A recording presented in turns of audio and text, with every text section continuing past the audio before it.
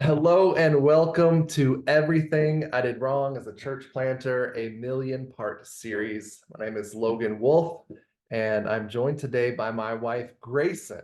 And we are church planters, and we have been in Provo, Utah for almost 13 years now. We came in 2011 and started holding services in the conference center of our hotel, doing the mobile church setup. We did that for a number of years before navigating a church merger and becoming multi-site overnight with buildings and staff in two different cities, two different counties. And then in more recent years, we have offloaded that structure and we have been functioning as a network of house churches that gathers across the state. And so the purpose in this podcast is to allow me some space to look back at that experience, talk back through it, and basically just discuss what I would do differently if I were pursuing the same courses of action, just with the lessons that I've learned from those experiences, and what I would do differently if I was just doing it all over again, knowing what I know now. And so to help me with that conversation, I've been inviting some other people to join me in some of these recent episodes, and that is the case today with Grayson joining me. Our hope is that as we talk together, the hope of myself, Grayson, these other guests that I've had is that we can just save you some of the frustration and the heartache and the headaches, as well as just your time and energy and money as you are preparing to serve or are serving maybe in the city that God has called you to plant church or churches. So you guys may remember, if you've been listening to the podcast, Grayson joined at the end of season one. She was the 8th episode in season one, basically just a recap, a summary, and getting her input and maybe some anecdotes and stories, some things she remembers from those experiences. That is the case today. This was kind of the wrap up to season two. We're so out of order in recording things. She's like the 4th interview I've done in the last few days. But those interviews will come down the road. And so we are wrapping up season two. She will be the 12th episode. So we were able to get a few more episodes in here. And so we're gonna do the same thing. I'm gonna kind of just read through the titles of the episodes, and she will respond as long or as little as each one of those takes, and we'll go from there. So I'm really glad you're here, Grayson. I was talking to Keith, which we'll get to his episode in just a little bit, and he had talked about how great it would be in these interviews where it's not just me monologuing to actually have not just the church planter, the guy, but actually his spouse or even children, because the stories and sometimes things you remember are very different. And I thought that's absolutely true. So maybe again, I've got several already recorded, banked, ready to publish this month and into next month. But man, I'm wondering even if these future interviews, if it's possible, I'd love to get some church planners and their families, their spouses. I think that would be a telling interview. So anyway, but you're here now, so I'm sure. I hope what I have shared is in line with what you're going to share, and it's not totally divergent.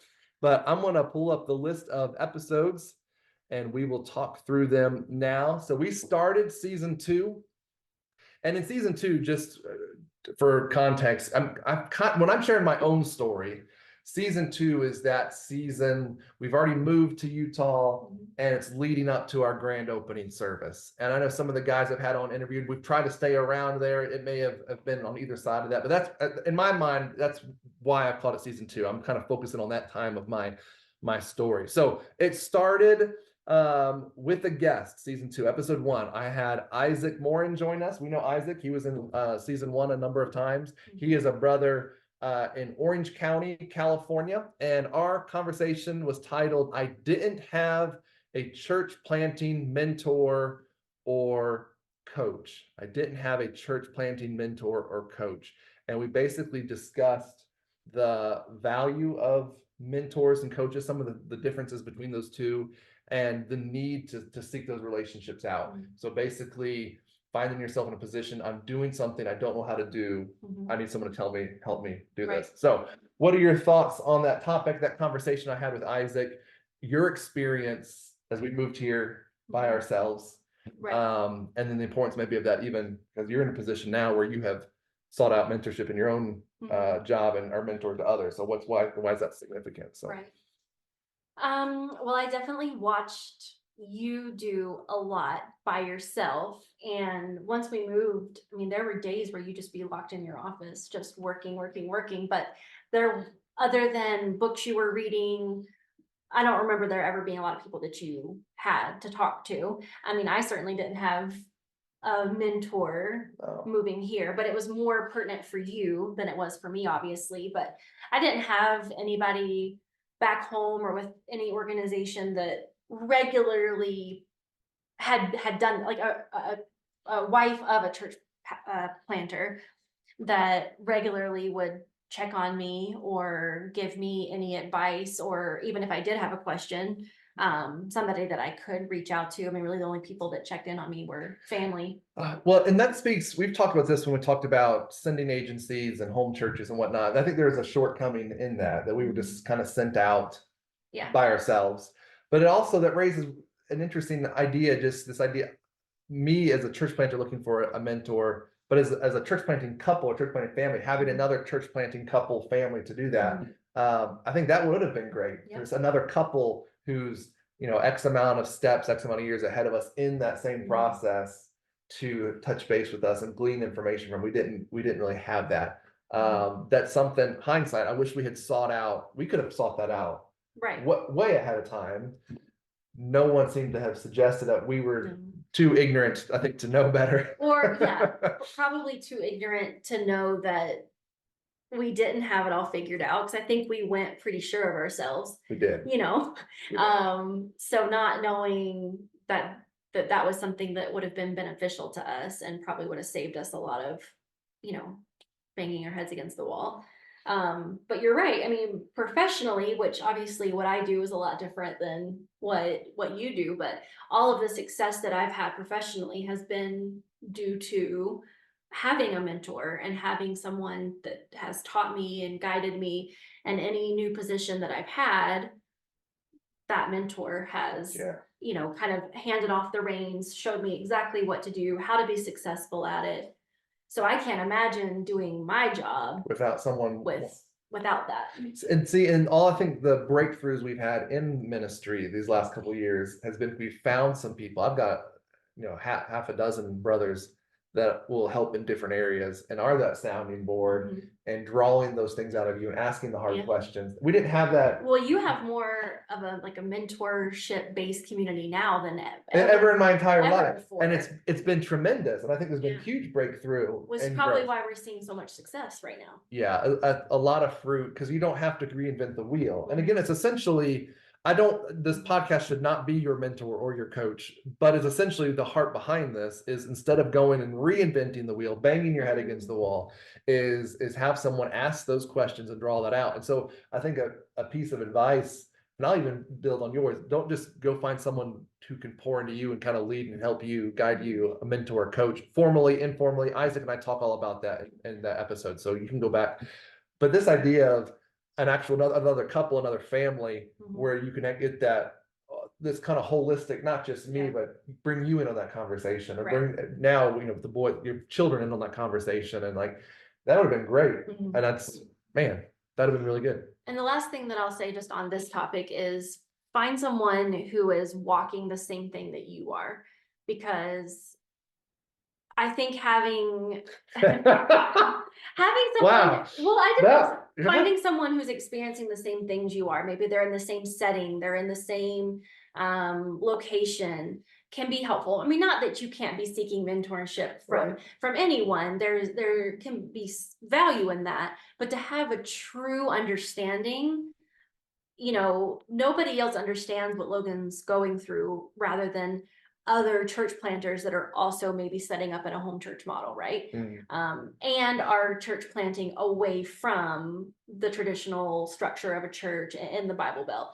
No one can mentor me on my job really unless they've been in the trenches and understand what I do every day. So maybe just trying to find someone that can truly understand at the end of the day when you need to call and spout off, they understand exactly. They know exactly what you're talking about. And there is value, I think, in outside voices and outside eyes, and people from different experiences, different contexts can throw things at you maybe you didn't think about. But there is the relatability and someone actually knowing exactly what it is that you may be feeling or going through. I'm in Utah. is a unique context, and I love getting together with pastors and church planters in Utah, whether they're doing the same model of ministry as us or not. But there's like you can I don't say commiserate, it's not a bad thing, but in Utah, like you understand each other because of the ministry experiences that Utah brings with it. You understand the culture, you understand. Yes, Yeah. it would be, and then I think it'd be different than if we're here and someone from the Bible Belt is doing it, or if we're pursuing this DMM style house church model style ministry and having someone who's a mega church pastor, Right. there'd be some disconnect in Right. this conversations. So Like there could certainly be some value there, but maybe not as beneficial if somebody walking through your exact circumstances. that's good. Can we go to episode 2? Yeah. Episode 2, also with Isaac Morin. I must have been hard up. People might have not have been returning my calls. Or maybe you just really like All that. right, he's okay. He's Isaac is a great guy. So he was on the second episode with me as well. And you know what I think it was? I think is we had like a slew of topics we wanted to talk about. And we were just trying to knock some of these conversations off. So episode 2 was titled, I started my church plant too quickly. I thought we started quickly. Did anybody start faster than us? Isaac started faster than us. And in fact, I've talked to several others, and it's been a question I've been asking the guys that have jumped on that I've been interviewing. I almost always think to ask, how soon did you start? Because it blows way too soon. It blows my mind how quickly most of them started. Not all of them. I think some of them had the sense to go a little slower, but most of them jumped right in and started. So we moved, if you haven't listened to that episode yet, we moved in May and we started holding services in September of the same year. So middle of May, 1st of September, what is that? June, July, August, 4 months, almost about 5 months.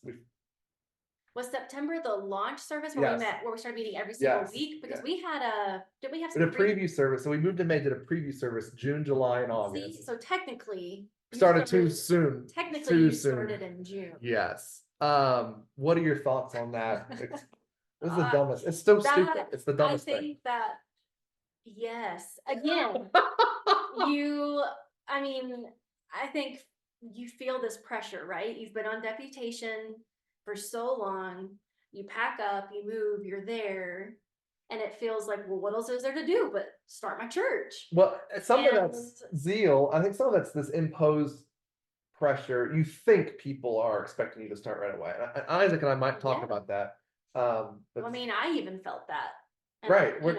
They're expecting us to do something. Yeah, like, and when that's what you're living on. I mean, that was our only source of income, was the money that we had raised. Yeah. I wasn't working yet. So when that's your livelihood and you think, well, we can't drop off supporters. We have to be producing. We have to show them something exciting so that they will keep giving and keep supporting, so we can live.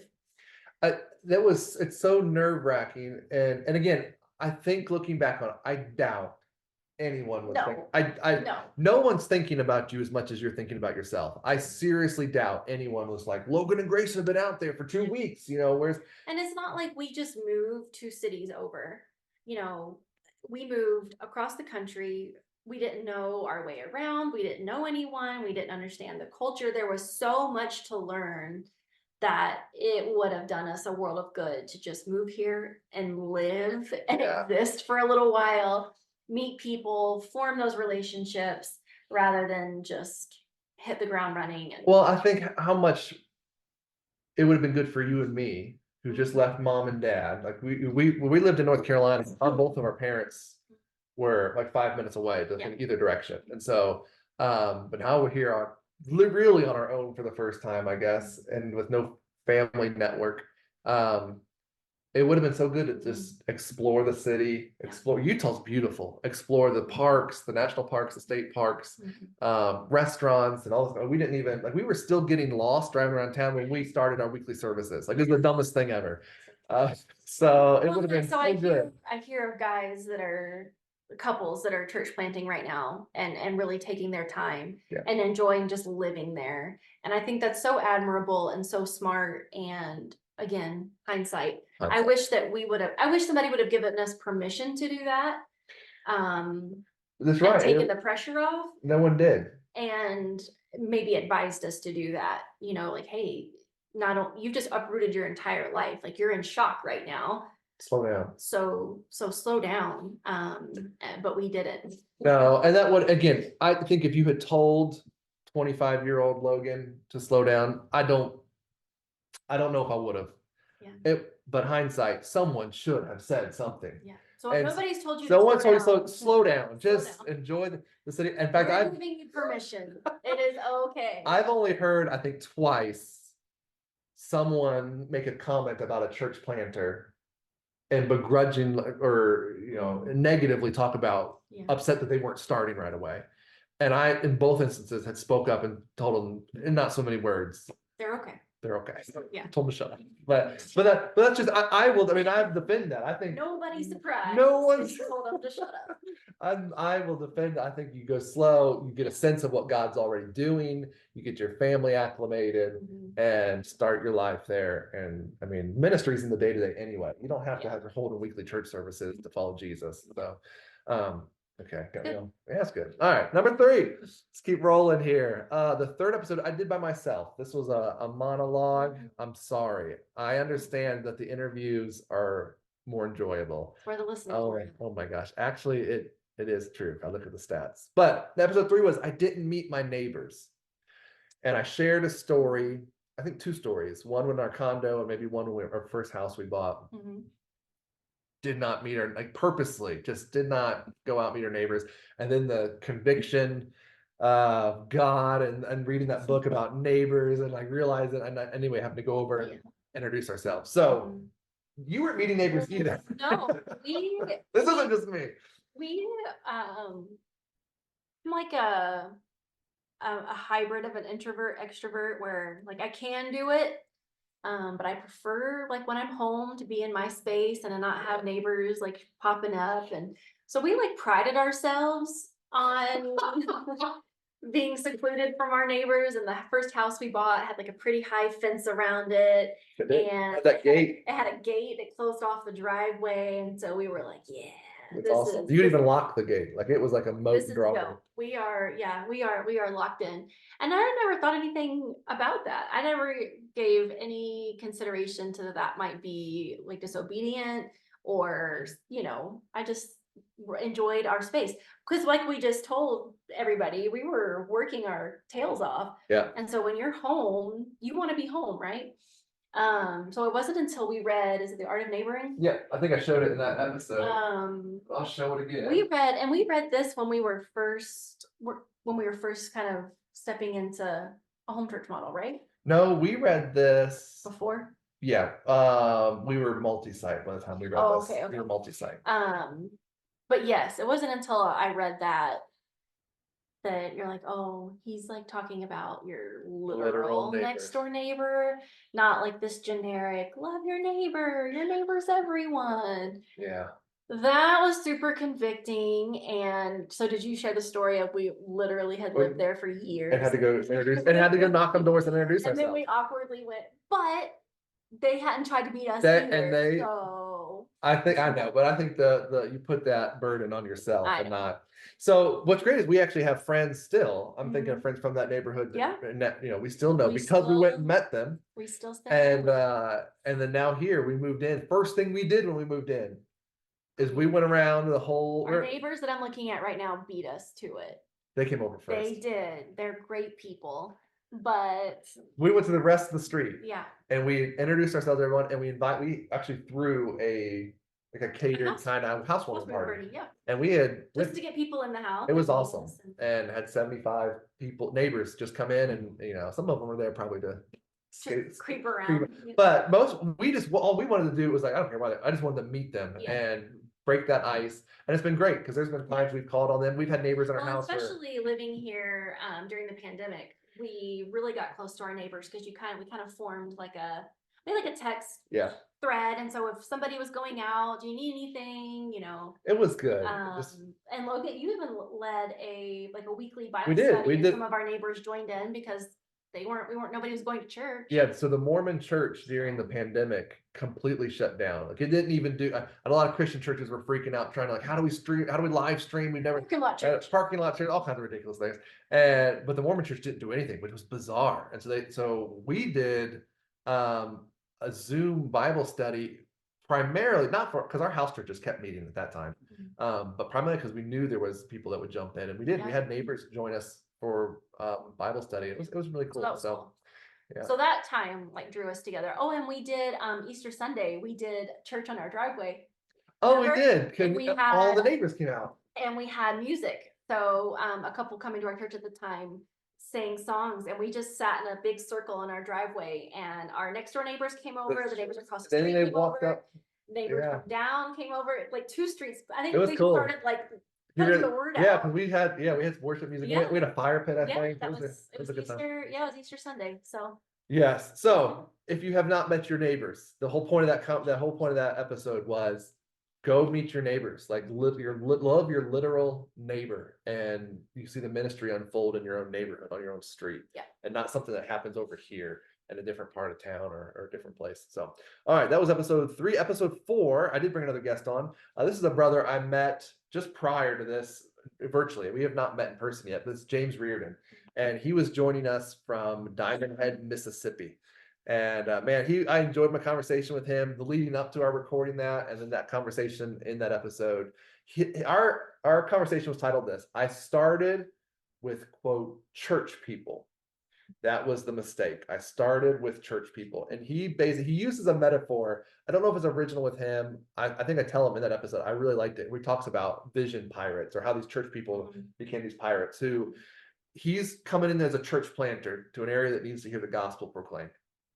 And he gets people who grew up in church, of a church background, and so they're used to things being done a certain way, or having certain ministries or things accessible to them. So not driven by the vision of the gospel going to the ends of the world, but by their experience and their traditions and their preferences, and how they, like pirates, begin to kind of like steal his vision and try to realign it with what they were wanting to see happen in that setting. So he's been there a few years now, but that was how it started. And he just said, man, this was rough. So he said, basically his point was, I should have had a lot more conversations, blatant, honest, pointed, about expectations of those that were coming to help him, and then the vision they were working toward. Yeah.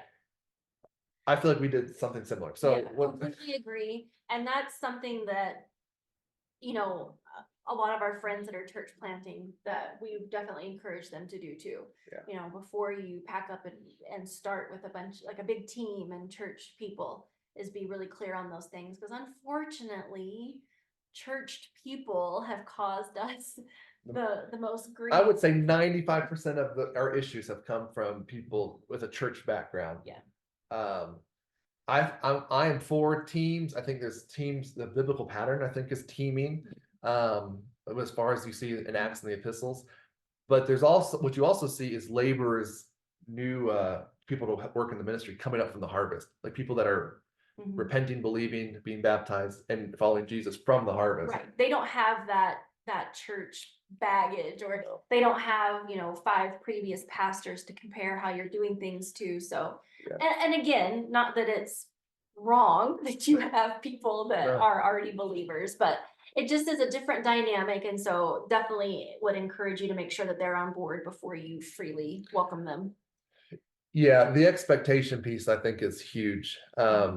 Like, if you're coming with me to help church plant, this is what I mean by that. And it's going to look different than what we're doing here in these ways. Are you okay with that? This is what I need. I need you to verbalize that you're okay with this. Blink once. Yes, and not just this, we're going to go over here and move, and thinking it's just going to be, it's going to be exactly like it was. Again, we've seen it with others, friends, church planners. Again, James, the story is the same.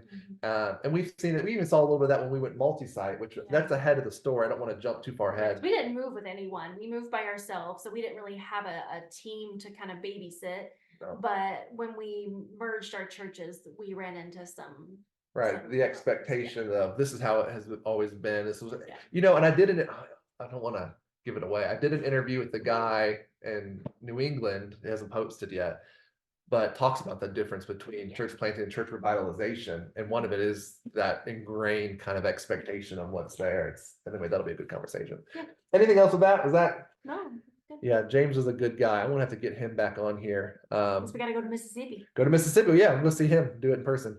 Okay, so the next episode 5 was I didn't consider branding. This one just made me laugh This is so the hard. best. What about it made you laugh? I just love that you're talking about like a friend made this logo So stupid. and we were like printing things at home on our little cheap inkjet printer. We were. And we just didn't, which again, money. The money that we had was our livelihood, our bills, our Yeah. food, everything, plus all the church's expenses. So And we didn't come out with nearly enough. And I talked about that in season 1 of fundraising. We came with we were our living it man, we were living, I think, very tight, very almost at the poverty level, and then given thank goodness Utah was a little more affordable the then. Right North now, Carolina. the market is Oh, it would have crazy. been.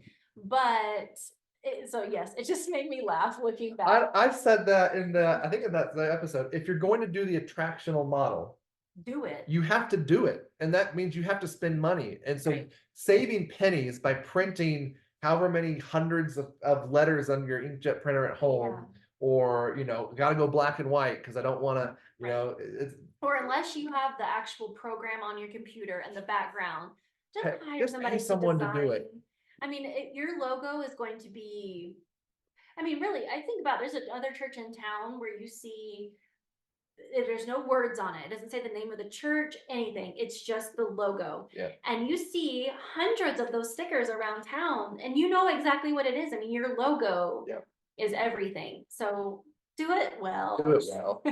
Yes, we had that bad logo. We kept that. We persisted in it. Then we merged. And then when we merged, I wish we hadn't changed the name. It was the name, and anyway, we'll talk about that when we talk about the merger. But the name of the church was so generic. There's a church here in the same city that it gets confused with all the time. And then there's another church, and I think I linked to it in the episode. Not again, those are great brothers. This isn't knocking them, but it's just funny. And they have almost the same logo, and it's just ridiculous. So, but again, I think it goes back to we were so afraid with our money. Yeah, it was fear driven. It's ridiculous.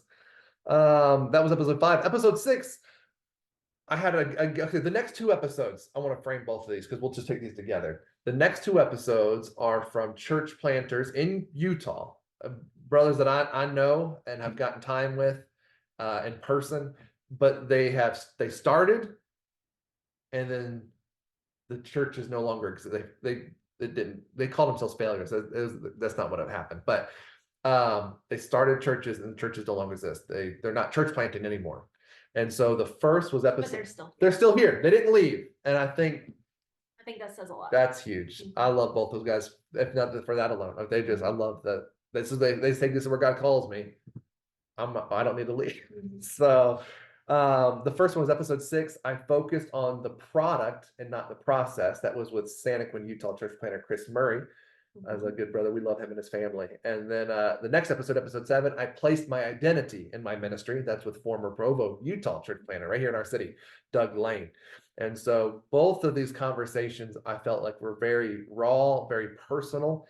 And they basically just walk out how they came into church planting. If I could summarize both, with this expectation, this is what it will be like. This is what will happen. This is what I am. This is what I'm doing. This is what God called me to. And then it didn't meet the expectations. There were some bumps in the road, some disappointments, some heartaches, and things fell apart. And when it fell apart, things internally in their heart, even with the walk with Jesus, kind of fell apart too. Yeah. What are I've met, I don't know if you've met Doug. Oh, I think okay. So you have met Doug. Okay. Doug showed up when we were in the conference center. Oh gosh. One Sunday, just when he first moved here. Or moved to No, I'm just telling you that I'm just we've gotten a lot more time with Chris and Megan, but Doug, you have at least seen his face. Yes. So anyway. So if I saw him, I might go, oh, you're Doug. So what are your thoughts on those stories when you hear stories like that in your own experience? I mean, the things haven't gone the way we've planned either. So what are your thoughts? Well, honestly, I was just thinking about that and think a lot of stuff that could have gone wrong went wrong. And so the fact that we're still, although our ministry changed, we're not still trudging along at the buildings that we were at, things things did change in our ministry, but yeah, it is, and I think there's something to be said for perseverance. Particularly if you feel God's called you to something. And I think both those brothers exemplify that. Yeah. Feeling like God has called me to a place, to a people, so I'm going to be here. We feel the same way. I think God's called us here. That being said, I don't think you need to applaud perseverance just for the sake of perseverance. We used to all the time have people, because for years nothing was happening. Years we went without seeing anyone come to faith, anyone baptized, and nothing. And we'd have people like applaud us, like, you're just being faithful, just sticking it out. And that's true, but you don't need to persevere in things that aren't working or right. you know, well, like, and that's what finally happened. We finally had hit a wall. Like we can't persevere in what we're doing anymore. no. It's not working. We're draining our resources. Things are dying. We realized we did finally hit a wall, but instead of just selling the buildings and closing up shop, we regroup. And we regroup. I mean, again, if you, and which is crazy because that wasn't applauded. No one said, thank goodness you guys are staying where God's called you. It's so again, that's why I think you can persevere for the sake of persevering in it's not anyway. If you have not listened to either of those stories, so that's episode 6 and 7, Chris Murray and Doug Lane. Man, go listen to those brothers' stories. I think you'll be encouraged by it. And even as you're maybe just starting in church planting, just knowing, hey, there might be some rough seasons ahead, but I can stick this out. Like, this is where God's called me. This is where I need to stay. I don't need to pack up and leave. I need to stay here. Okay, that's good.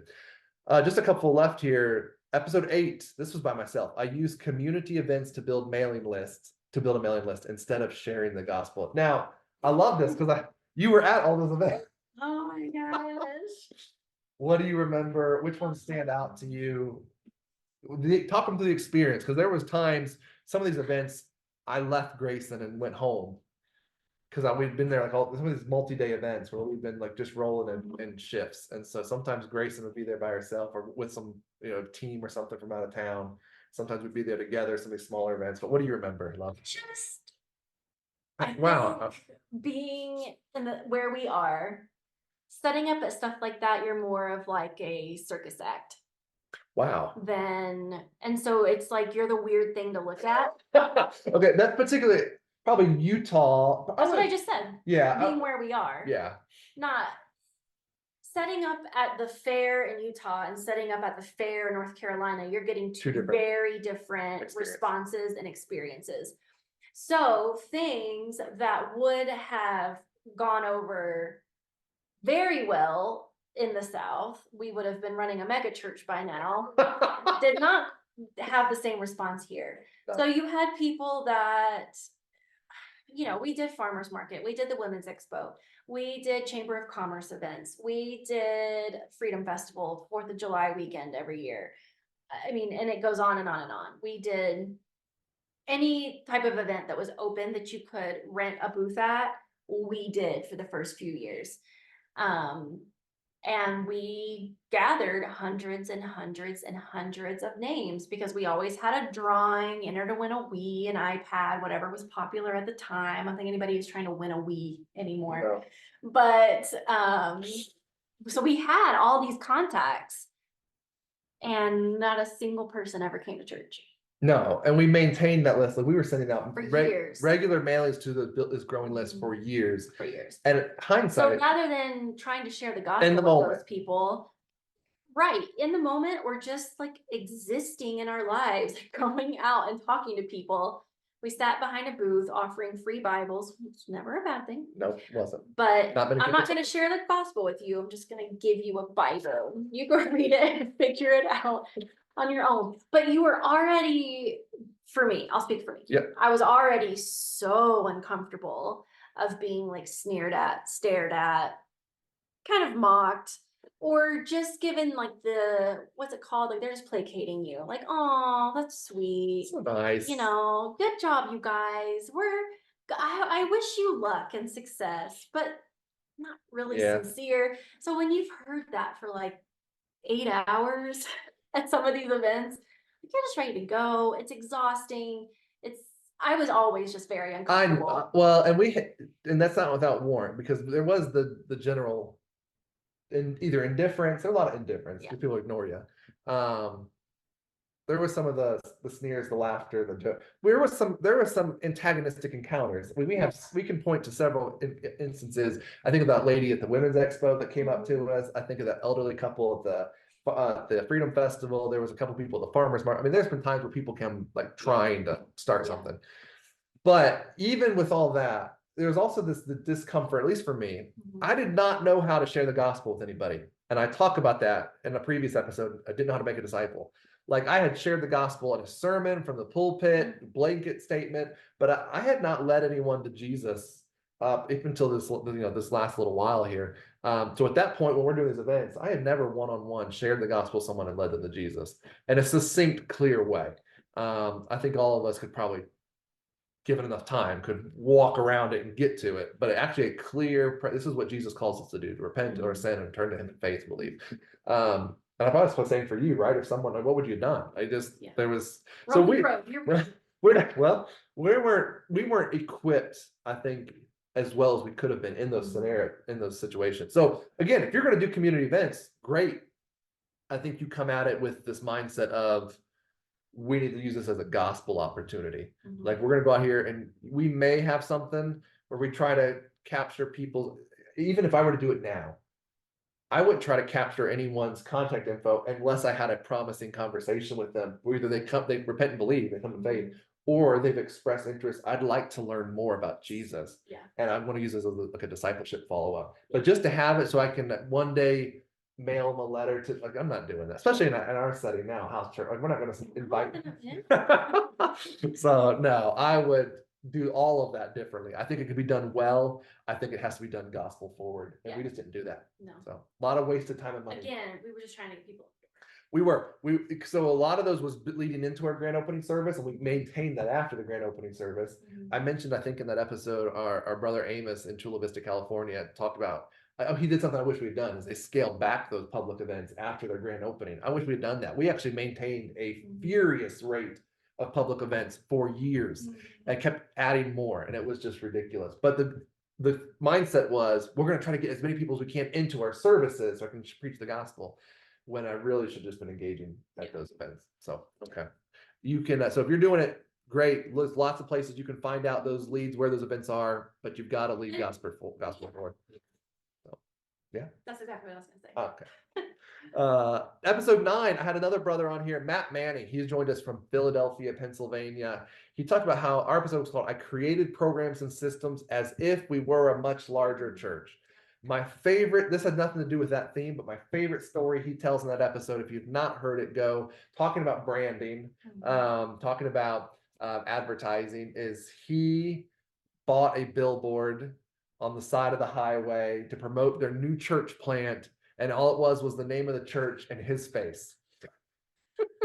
and he realized he got heckled for that and whatnot, even by people he knew, but he just thought it would be okay, I'm going to promote the church this way. And I love that story. It's funny. So he comes from a church of 1,000+ people, goes into a completely different context, different type of town, city, all this kind of stuff, neighborhood, and thinks, well, this is how it was in the church I just came from. That's familiar. James's episode, right, about church people. So he's the one that had these expectations. So this is what I have to do here. And he came and just tried to reproduce it. The problem is, it's a handful of people. We did the same thing. All that work Grayson just talked about, I was doing in my office. I was setting up systems and programs and doing stuff, planning for a much larger group of people. It's just me and Grayson. It's like, Grayson, our volunteer pipeline here, Grayson, and we're going to have to run you through. And I was like, it's just me and you, Grayson. So yeah.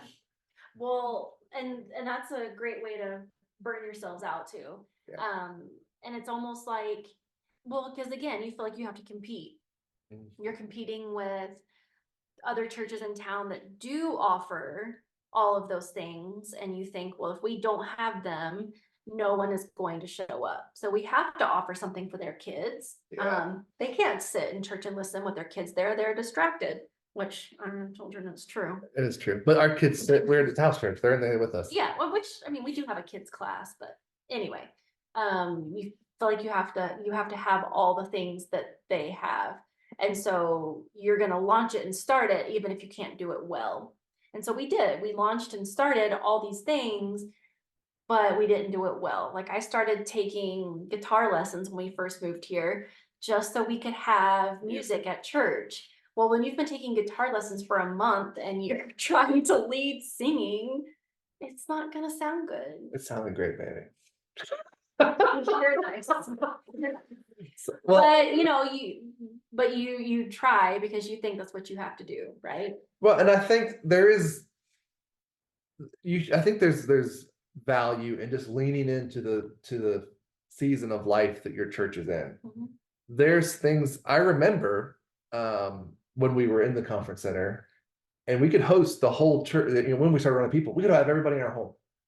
And we did Christmas, what was it, Operation Christmas Child, all this we just have Happy people parties we just and do it in our home. and we And would have parties and that, like Christmas yeah, parties and stuff. then when you do multi-site, and now we were bumping 125, 100 plus, Mhm. 150 people, whatever it was. Mhm. That's a lot more people. So Yeah. those are different seasons of you just got to lean in where you are. Yeah. And I think it was a handful of you acknowledge, hey, it's just a handful of us. We don't need all of this. It's a handful of us.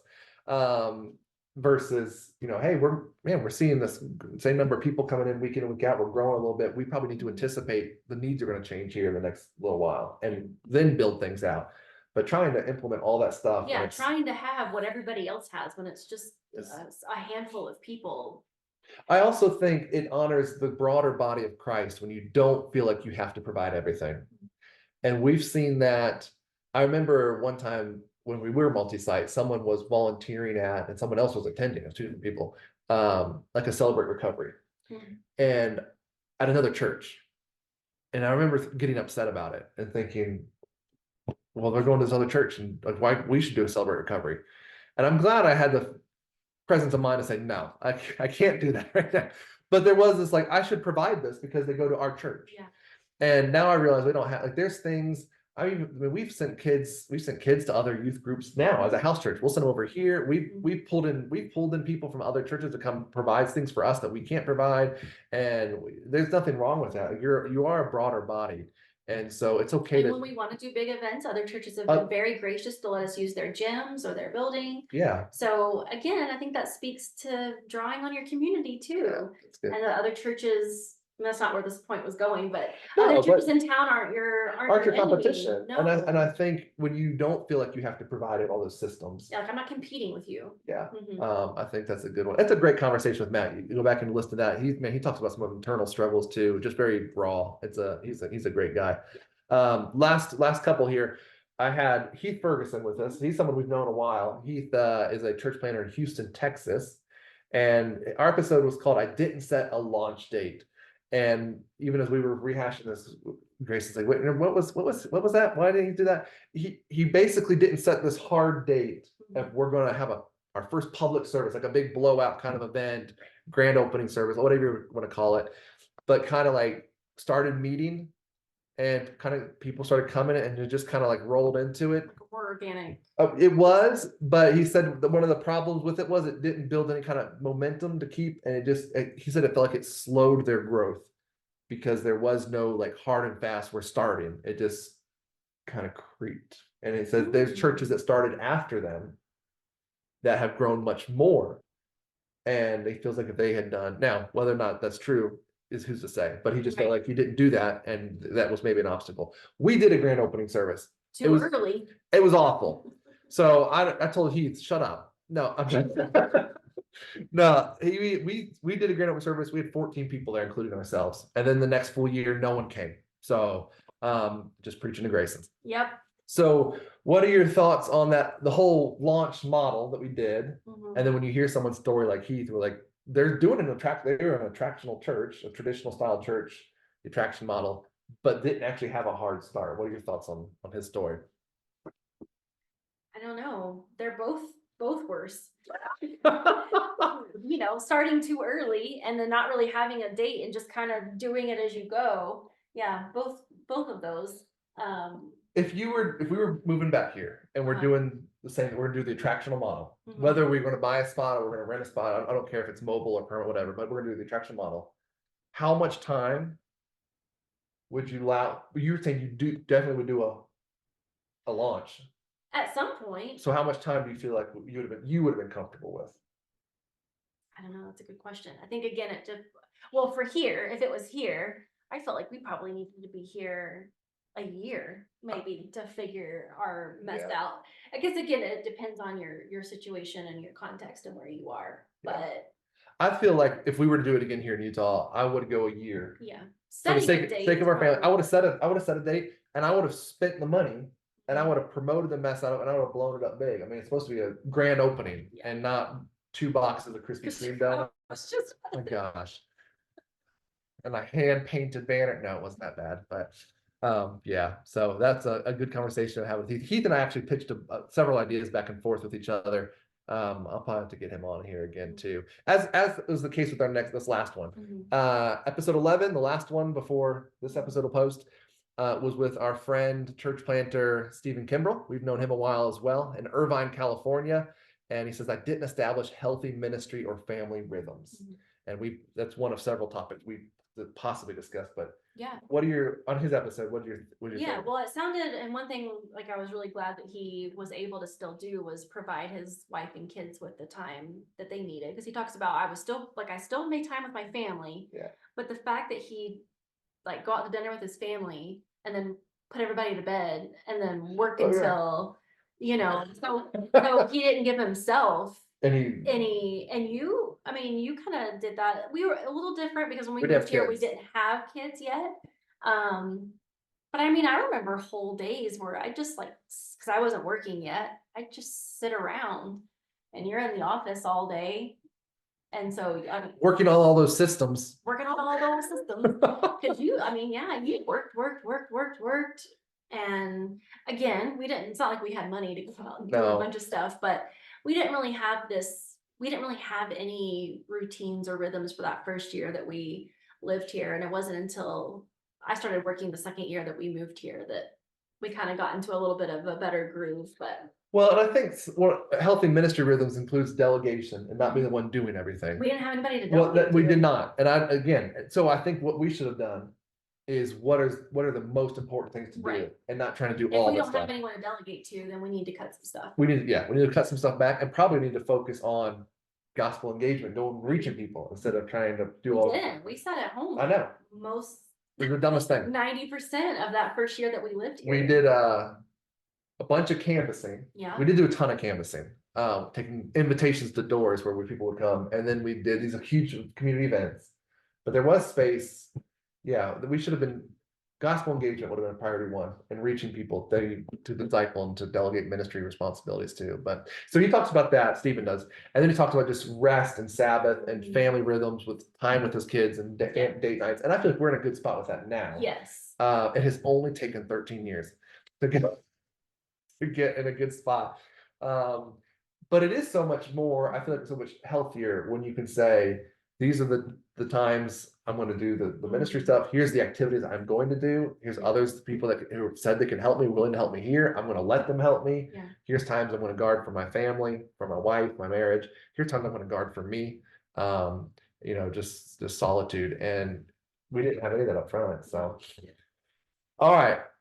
Of all that, so that's it. That is season 2 recap with Grayson. What was your favorite conversation of those 11 episodes? Ooh. I won't ask you which one you like. The one, I don't know. The one about branding just really made me laugh. I remember listening to it and just chuckling, probably because I lived it. Yeah. So, okay. And the one, making contacts rather than disciple making. The events. Yeah. Yeah. There's so much you can do. And even you just mentioned canvassing. I mean, you kind of pat yourself on the back like, oh, I invited 50 people to church today. But did you? But that's not disciple making and gospel sharing. No. That's inviting them into a space. But yeah. So I think that those were probably big highlights. But I like your other listeners enjoy hearing other people's perspectives when you have and if you guys listen to this again, huge shout out Stephen and Heath and Matt, and I'm looking here, Chris and Doug and James and Isaac. Yeah, I think that's all of them here. I'm scrolling back through. Guys, those are great conversations. I appreciate that time. We'll get more voices and some of these same ones in season 3. As far as telling our story, I want to kind of pick up at that grand opening service into this now weekly rhythm Buckle up, it's crazy. and the mobile church.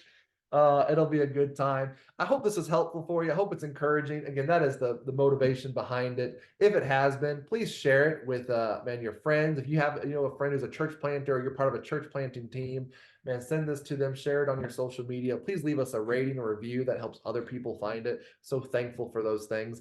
Again, my name is Logan Wolf. I'm joined today by my wife, Grayson. This has been Everything I Did Wrong as a Church Planter, a million-part series.